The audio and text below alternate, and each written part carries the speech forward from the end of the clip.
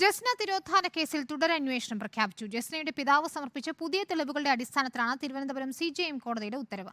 മുദ്രവെച്ച കവറിൽ പിതാവ് സമർപ്പിച്ച തെളിവുകൾ കോടതി CBIക്ക് കൈമാറി. കോടതി വിധിയിൽ സന്തോഷമെന്നും വിധി പ്രതീക്ഷിച്ചതാണെന്നും ജസ്നയുടെ പിതാവ് ജെയിംസ് പ്രതികരിച്ചു.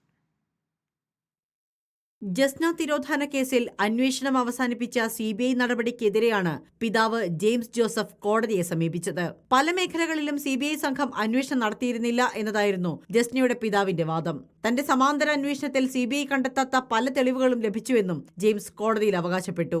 കോടതി നിർദ്ദേശപ്രകാരം ഈ തെളിവുകൾ മുദ്രവെച്ച കവറിൽ ജെയിംസ് കോടതിയിൽ സമർപ്പിക്കുകയും ചെയ്തു.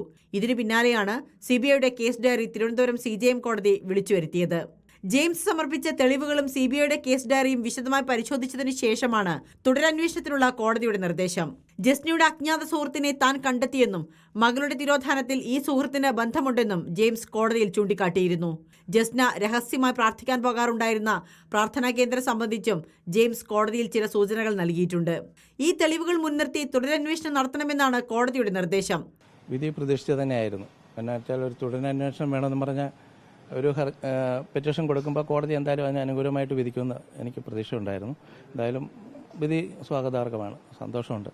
തുടരന്വേഷണം അതിനു വേണ്ട ചില സൂചനകൾ ഞാൻ പ്രത്യേകം കൊടുത്തുകൊണ്ടാണ് വന്നിരിക്കുന്നത്. ജസ്നയ്ക്ക് എന്ത് സംഭവിച്ചു എന്നതിൽ വ്യക്തതയില്ലെന്ന് ചൂണ്ടിക്കാട്ടിയാണ് CBI കേസന്വേഷണം അവസാനിപ്പിക്കാൻ തീരുമാനിച്ചത്. ജസ്ന ജീവിച്ചിരിപ്പുണ്ടോ മരിച്ചോ എന്നതിലും തെളിവുകളില്ല എന്നായിരുന്നു CBIയുടെ വാദം. കോടതിയുടെ നിർദ്ദേശപ്രകാരം വൈകാതെ CBI സംഘം തുടരന്വേഷണം ആരംഭിക്കും. റിപ്പോർട്ടർ, തിരുവനന്തപുരം.